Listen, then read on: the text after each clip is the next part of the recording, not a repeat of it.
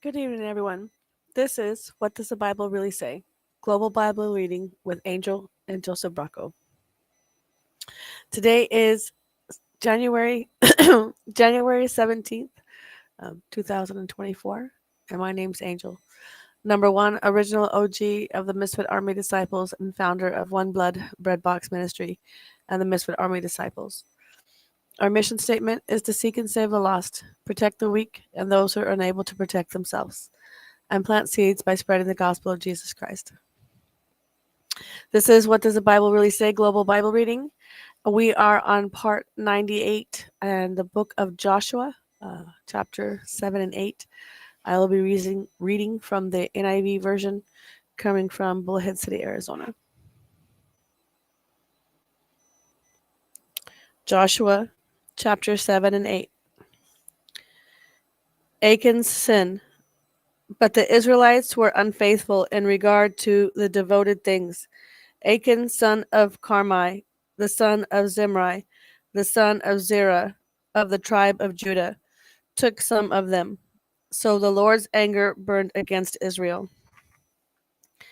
Now Joshua sent men from Jericho to Ai, which is near Beth Aven to the east of Bethel, and told them, Go up and spy out the region. So the men went up and spied out Ai. When they returned to Joshua, they said, Not all the army will have to go up against Ai.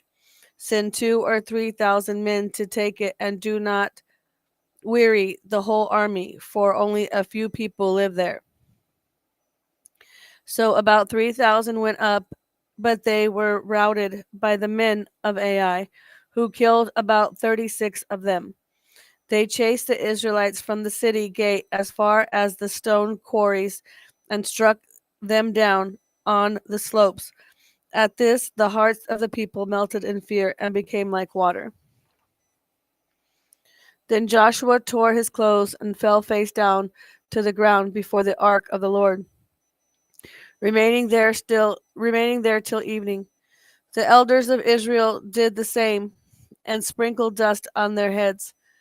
And Joshua said, Alas, sovereign Lord, why did you ever bring this people across the Jordan to deliver us into the hands of the Amorites to destroy us?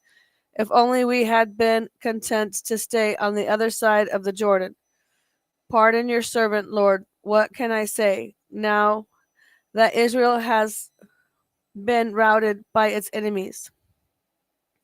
The Canaanites and the other people of the country will hear about this, and they will surround us and wipe out our name from the earth. What then will you do for your own great name? The Lord said to Joshua, Stand up. What are you doing down on your face? Israel has sinned. They have violated my covenant, which I commanded them to keep.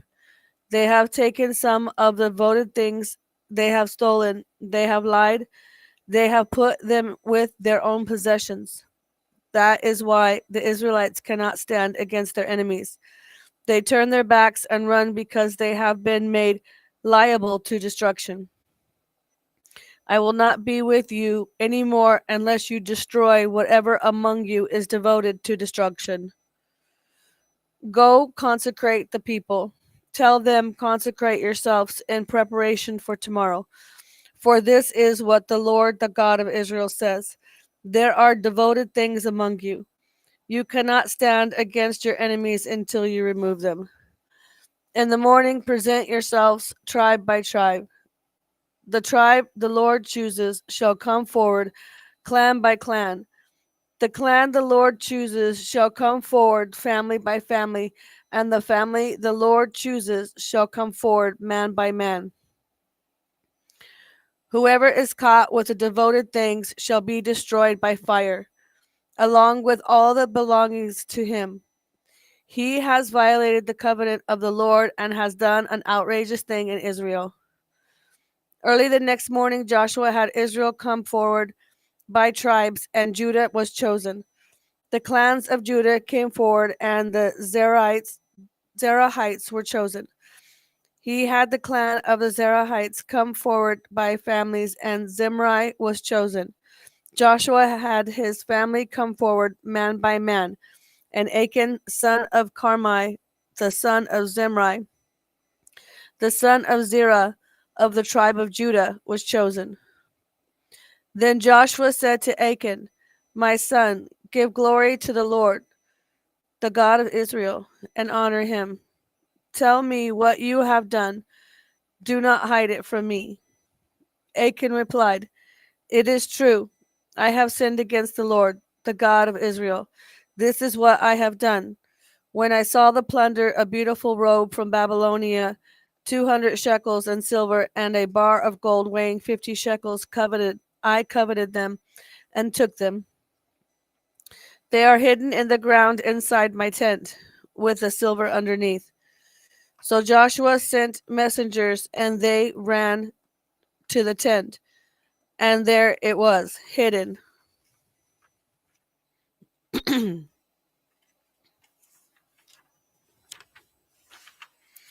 his tent, with the silver underneath. They took the things from the tent, brought them to Joshua and all the Israelites, and spread them out before the Lord.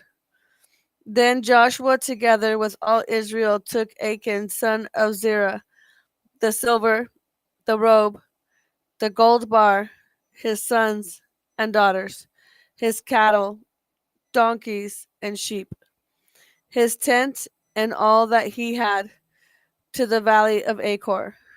Joshua said, "Why have you brought this trouble on us? The Lord will bring trouble on you today." Then all Israel stoned him, and after they had stoned the rest, they buried them. Over Achan they heaped up a large pile of rocks, which remains to this day. Then the Lord turned from his fierce anger.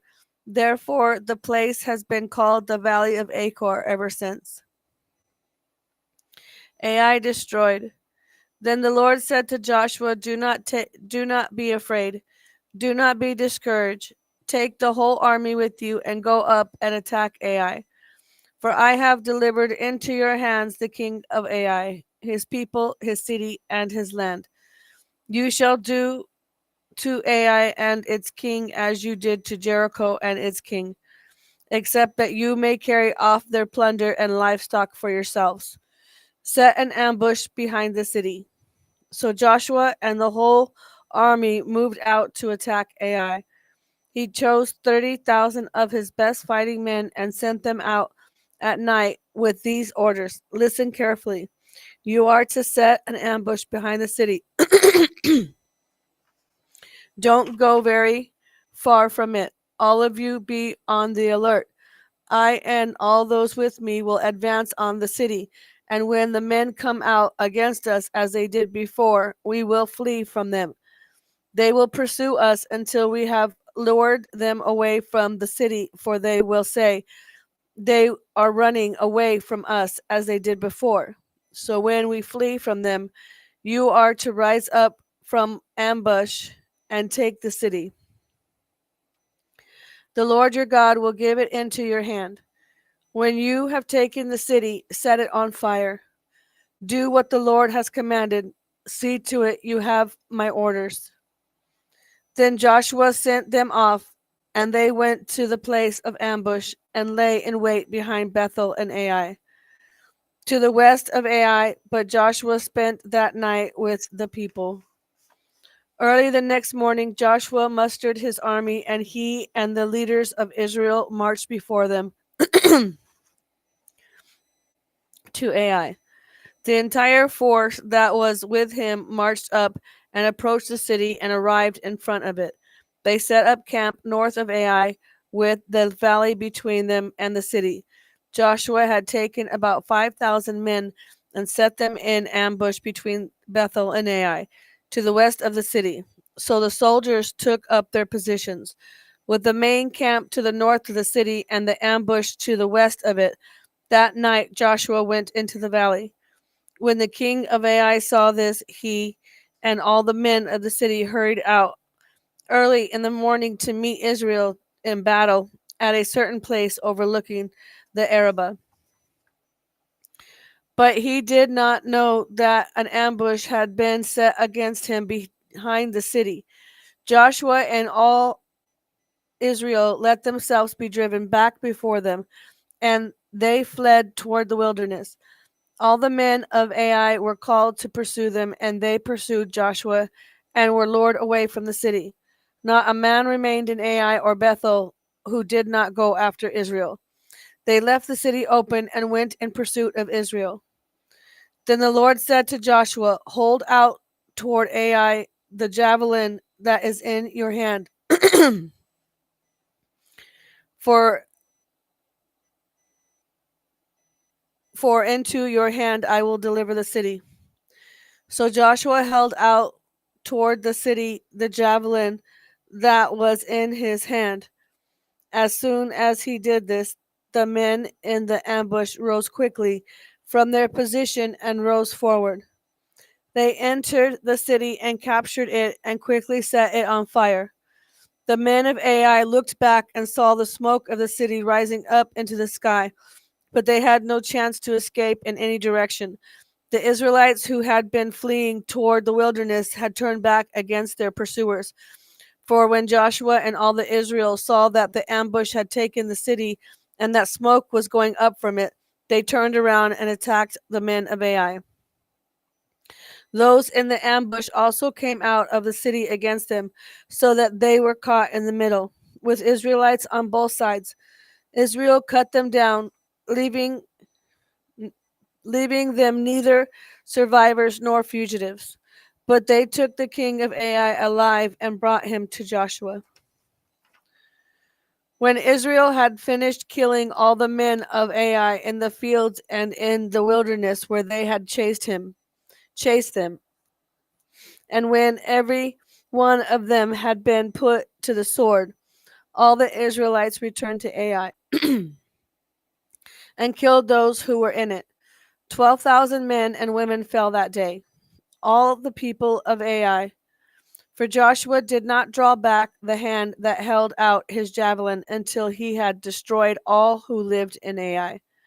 But Israel did carry off for themselves the livestock and plunder of this city, as the Lord had instructed Joshua.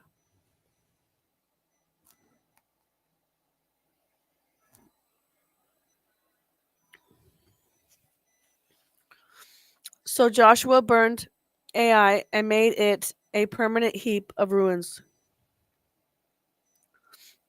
a desolate place to this day. He impaled the body of the king of Ai on a pole and left it there until evening.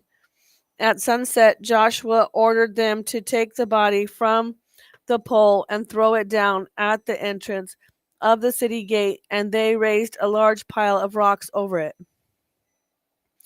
which remains to this day. The covenant renewed at Mount Ebal. Then Joshua built on Mount Ebal an altar to the Lord, the God of Israel, as Moses the servant of the Lord had commanded the Israelites. He built it according to what is written in the book of the law of Moses, an altar of uncut stones on which no iron tool had been used. On it they offered to the Lord burnt offerings and sacrificed fellowship offerings. There, in the presence of the Israelites, Joshua wrote on the stones a copy of the law of Moses. All the Israelites, with their elders, officials, and judges, were standing on both sides of the ark of the covenant of the Lord, facing the Levitical priests who carried it.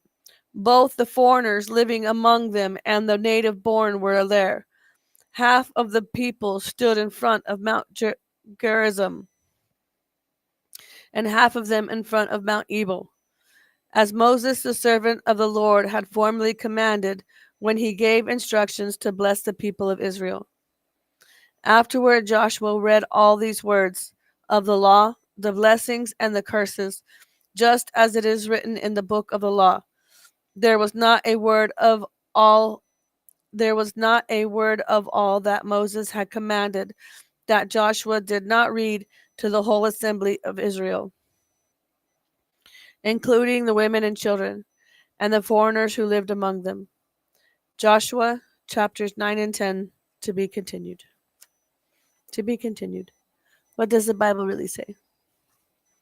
It's a global Bible reading with Angel and Joseph BRACCO.